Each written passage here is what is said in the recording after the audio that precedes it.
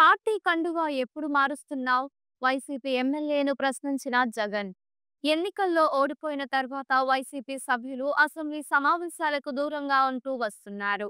తమకు ప్రతిపక్ష హోదా ఇవ్వాలని సాధారణ ఎమ్మెల్యేగానే తనకు సమయం కేటాయిస్తే అసెంబ్లీలో గళం వినిపించలేమని జగన్ పేర్కొంటూ వస్తున్నారు. ప్రతిపక్ష హోదా ఇస్తేనే అసెంబ్లీ సమావేశాలకు వెళ్తామని జగన్ పలు సందర్భాల్లో చెప్పడం జరిగింది. అయితే కూటమి ప్రభుత్వం తొలిసారి పూర్తి స్థాయి బడ్జెట్ పెట్టనుండటంతో జగన్ తన నిర్ణయాన్ని మార్చుకున్నారు. కూటమి అధికారంలోకి వచ్చిన తర్వాత తొలిసారి పూర్తి స్థాయి బడ్జెట్ ప్రవేశపెట్టనుంది. ఈ క్రమంలోనే జగన్ తో పాటు ఆయన పార్టీ ఎమ్మెల్యే బడ్జెట్ సమావేశాలకు హాజరయ్యారు.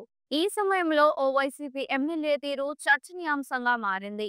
వైసీపీ సభ్యులందరూ పార్టీ కండువాలు వేసుకుని అసెంబ్లీకి రాగా వైసీపీ ఎమ్మెల్యే తాటిపట్టి చంద్రశేఖర్ మాత్రం కండువా కప్పుకోలేదు. దీన్ని గమనించిన వైసీపీ అధినేత జగన్ సదరు ఎమ్మెల్యేపై అసహనం వ్యక్తం చేశారు. సభ్యులందరూ పార్టీ కండువాలు వేసుకుని వస్తే నువ్వెందుకు కండువా వేసుకోలేదని ఎమ్మెల్యే తాటిపట్టి చంద్రశేఖర్ ని జగన్ ప్రశ్నించారు. కండువా మర్చిపోయానని చంద్రశేఖర్ జగన్ కు సమాధానమిచ్చారు. దీనిపై జగన్ మాట్లాడుతూ కండువా మర్చిపోయావా? మార్చడానికి సిద్ధంగా ఉన్నావా అంటూ ఎమ్మెల్యేని ప్రశ్నించారు. దీనిపై ఏం మాట్లాడకుండా ఎమ్మెల్యే చంద్రశేఖర్ అక్కడి నుంచి వెళ్లిపోయారు. అయితే ఈ వార్తలను ఎమ్మెల్యే ఖండించారు.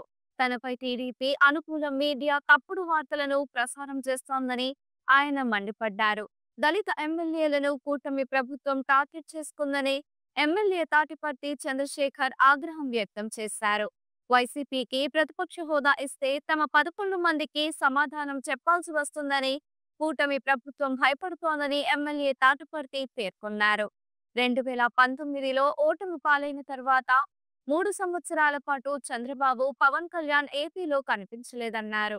ఒకరు ఆర్థిక లావాదేవీలు చూసుకుంటే మరొకరు సినిమాలతో బిజీ అయిపోయారని విమర్శించారు. కూటమి ప్రభుత్వం అభివృద్ధి చేయకుండా పిట్ట కథలు చెబుతోందన్నారు.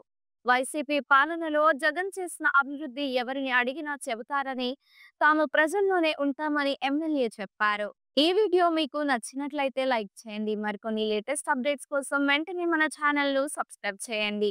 ఈ వీడియోపై మీ అభిప్రాయాన్ని కామెంట్ రూపంలో తెలియజేయండి.